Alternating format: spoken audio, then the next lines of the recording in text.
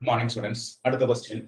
If modulus of vector u is equal to 3, modulus of vector v is equal to 2, and the modulus of vector u cross vector v is equal to 3, then the angle between vector u and vector v, ഈ രണ്ട് വെക്ടറിന്റെ ഇടയ്ക്കുള്ള angle ആണ് കണ്ടുപിടിക്കേണ്ടത്. ഇവിടെ നമ്മൾ ചെയ്യേണ്ടത് എന്താണ്? Modulus of U cross V എന്താണ്? Modulus of U cross V എന്ന് പറഞ്ഞാൽ modulus of U modulus of v sin theta. ഇതാണ് ആ ഫോർമുല. അപ്പോൾ ആദ്യം തന്നെ first we write the formula for modulus of U cross V. Modulus of U cross V ഇതാണ് modulus of U modulus of V sin theta. ഇതില് modulus of U cross V തന്നിട്ടുണ്ട്. എത്രയാണ് തന്നേക്കുന്നത്? 3. Modulus of U തന്നിട്ടുണ്ട്. എത്രയാണത്? 3. Modulus of V എത്രയാണ് തന്നിരിക്കുന്നത്? Into sin theta. 3 and 3 cut ആയിട്ട് അപ്പൊ sine തീറ്റയുടെ വാല്യൂ എത്ര കിട്ടി? Sine theta is equal to 1/2. അപ്പൊ സൈൻ തീറ്റയുടെ വാല്യൂ 1/2 ആകുമ്പോൾ തീറ്റയുടെ വാല്യൂ നമുക്ക് എന്തായിരിക്കും? 2 ഒന്ന് 5/6, അതായത് 30 ഡിഗ്രി. സൈൻ 30 ഡിഗ്രി എത്രയാണ്? സൈൻ 30 ഡിഗ്രി 1/2 ആണ്. അപ്പോ ഒരു വാല്യൂ 5/6. പിന്നെ എന്താ വരുന്നത്? Pi minus 5/6. പൈ മൈനസ് 5/6 എന്ന് പറഞ്ഞാൽ 5/6. 5 minus 5/6 എന്ന് പറഞ്ഞാൽ എത്രയാണ്? 5/6. ഇവിടെ തീറ്റയുടെ വാല്യൂ നമുക്ക് രണ്ട് വാല്യൂസ് കിട്ടുന്നു. ഒന്ന് 5/6ഉം മറ്റേ 5/6. ഇവിടെ ഓപ്ഷൻ ഏതാണ്? Option B is the correct answer. Option B 5/6 or 5/6. ഇവിടെ നമ്മൾ മോഡുലസ് ഓഫ് യു ക്രോസ് വിയുടെ formula. Modulus of U cross V എന്ന് പറയുന്നത് എന്താണ്? Modulus of U modulus of V sine theta. അതിൽ modulus of U cross V തന്നിട്ടുണ്ട്, modulus of U തന്നിട്ടുണ്ട്, modulus of V തന്നിട്ടുണ്ട്. അതിൽ നിന്ന് സൈൻ തീറ്റ കണ്ടുപിടിക്കുന്നു. സൈൻ തീറ്റ 1/2 കിട്ടുന്നു. സൈൻ തീറ്റ 1/2 ആകുമ്പോൾ തീറ്റയുടെ value ഏതൊക്കെയായിരിക്കും? 5/6 or 5/6. Therefore, option B is the correct answer. അടുത്ത ക്വസ്റ്റ്യനിലേക്ക് പോകും.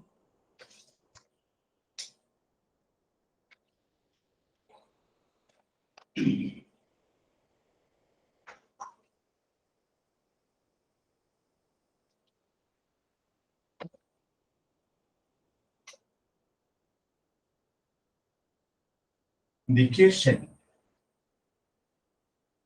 of the plane, equation of the plane passing through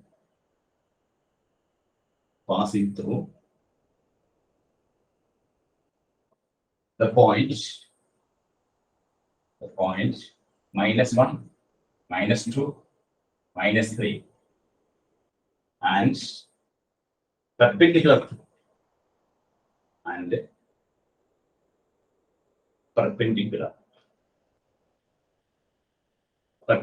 to the x-axis is A. X is equal to -1, P. Y is equal to -2, Z is equal to -3, 2x plus 3y is equal to 5. X minus y plus z is equal to 6.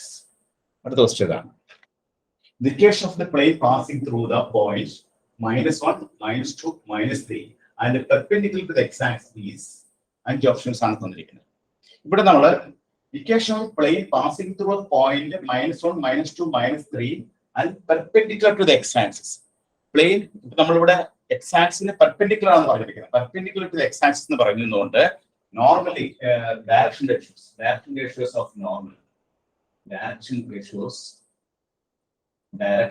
ratios of normal ഇതായിരിക്കും നമുക്ക് കിട്ടുന്നത് 1, 0, 0. Direction ratios of normal will be 1, 0, 0. ഇവിടെ നമുക്ക് point തന്നിട്ടുണ്ട്. Point x1, y1, z1 നമുക്ക് തന്നിട്ടുണ്ട്. അത് എത്രയാണ്? പോയിന്റ് -1, -2. പോയിന്റ് ഡയറക്ഷൻ റേഷ്യോസ് കിട്ടിക്കഴിഞ്ഞാൽ then equation of plane കാണാനുള്ള ഫോർമുല എന്താണ്?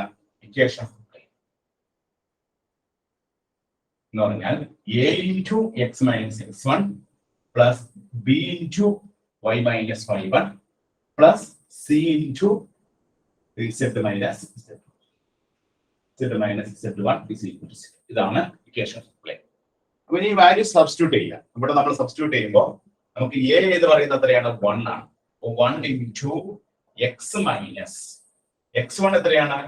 x1 എന്ന് പറയുന്നത് -1 ആണ്.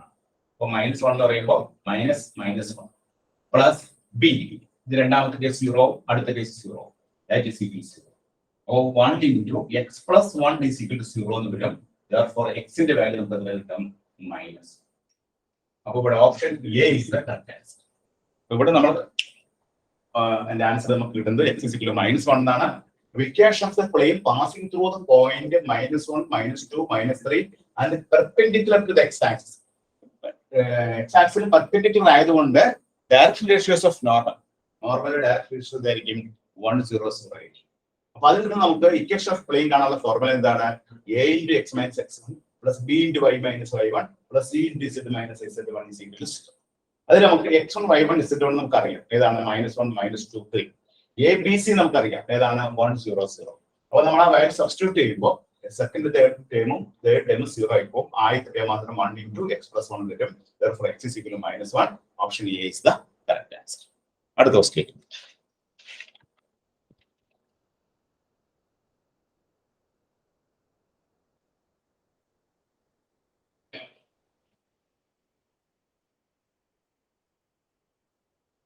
Next question.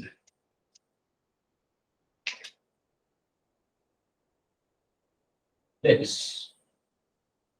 L1 be the line joining. L1 be the line joining 0, 0, 0 and 1, 2, 3 and L2 be the line joining 2, 3, 4 and 3, 4, 5. The point of intersection.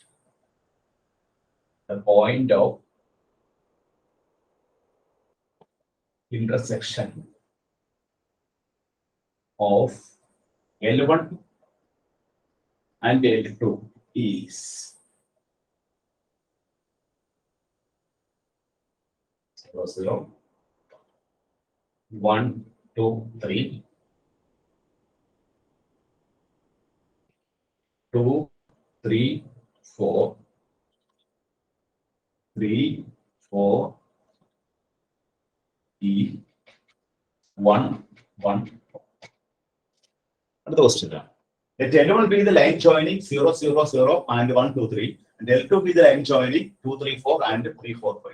The point of intersection of L1 and L2. അപ്പോൾ നമുക്ക് ഇവിടെ നമ്മൾ ഉപയോഗിക്കുന്ന formula ഏതാണ്? x minus x1 by x2 minus x1, y minus y1 divided by y2 minus y1, z2 minus z1, z minus z1 divided by z2 minus z. ഈ ഫോർമുലയാണ് നമ്മൾ ഉപയോഗിക്കുന്നത്. ഈ ഫോർമുല ഉപയോഗിച്ചിട്ട് ഫസ്റ്റ് ലൈൻ ഇക്വേഷൻ ആണ്. Let L1 be the line joining 0, 0, 0 and 1, 2, 3. First ലൈനിന്റെ equation എഴുതുമ്പോൾ നമുക്ക് എന്ത് കിട്ടും? x minus x1. ഇവിടെ നമുക്ക് ഫസ്റ്റ് പോയിന്റ് 0, 0. അപ്പൊ നമുക്ക് 0, 0 നമ്മൾ പോയിന്റ് എടുക്കുന്നത് 0, 0 and 1, 2, 3.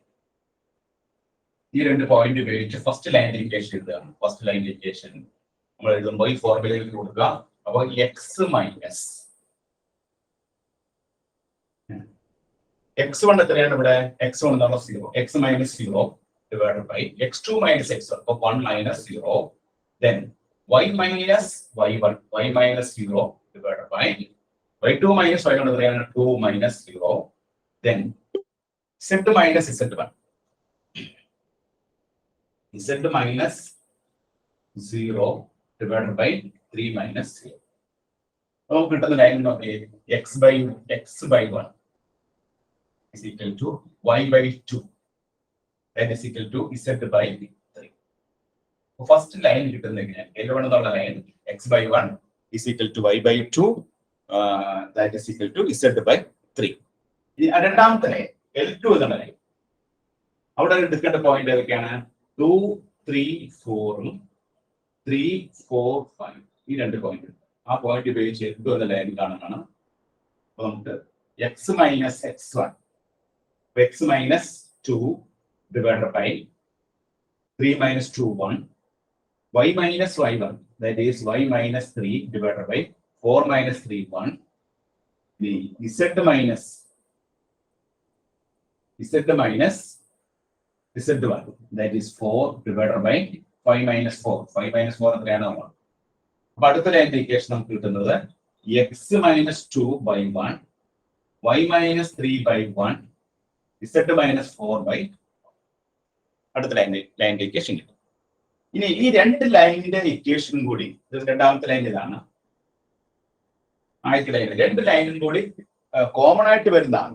സാറ്റിസ്ഫൈ ചെയ്യുന്ന പോയിന്റ് നോക്കാം. ഈ പോയിന്റില് ഓപ്ഷൻ ബി ആണ് ഇതിന്റെ കറക്റ്റ് ആൻസർ. ഓപ്ഷൻ ബി എന്നുള്ള പോയിന്റ് എടുക്കുമ്പോൾ നോക്കിയേ, 1 ഇവിടെ കൊടുക്കുമ്പോൾ എക്സിന് 1 കൊടുക്കുമ്പോൾ 1/1, രണ്ടാമത് വൈക്ക് 2 കൊടുക്കുമ്പോൾ 2/2, ഇസെഡിന് 3 കൊടുക്കുമ്പോൾ 3/3. ഈ റേഷ്യോ സാറ്റിസ്ഫൈഡ് ആണ്.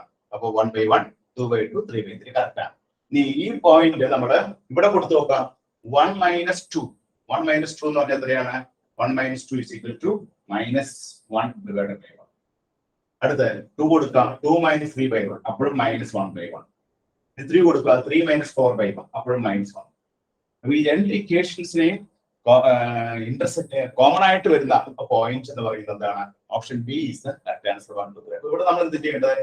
ഇക്വേഷൻ L1 എന്ന ലൈനിന്റെ ഇക്വേഷൻ എഴുതി, L2 എന്ന ലൈനിന്റെ ഇക്വേഷൻ എഴുതി.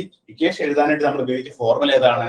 x minus x1 by x2 minus x1 y minus y1 by y2 minus y1 z minus z1 by z2 minus z2. ഈ ഫോർമുല ഉപയോഗിച്ചിട്ടാണ് നമ്മൾ എന്ത് എഴുതുന്നത്?